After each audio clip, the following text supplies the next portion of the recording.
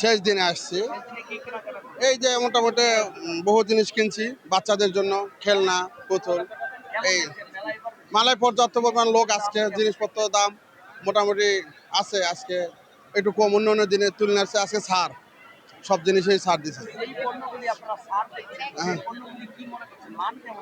মানের কোয়ালিটি তো প্রায় সেমই। এই আগেও যা ছিল এখনো তাই, কিন্তু এখন একটু ছাড় দিচ্ছে। না, এখানে মেলার মান মোটামুটি ভালো কোয়ালিটি, একবারে খারাপ না, মোটামুটি ভালো। মনে করেন আমাদের খাদ্যর জন্য অনেক দাম বেশি, খাবারের দামটা অনেক বেশি। যেমন আইসক্রিম খেলেও দাম বেশি, পর্যাপ্ত পরিমাণ একটা পানি কিনলেও দাম বেশি বাইরের চেয়ে, কিন্তু মূল্য দিয়ে আছে কি মূল্য রাখতেছে না, কারণ আমাদের এখানে খরচ বেশি, এভাবে রাখিচ্ছে। এটা আসলে এটা অন্যায়, এই জিনিসটা ভাবে।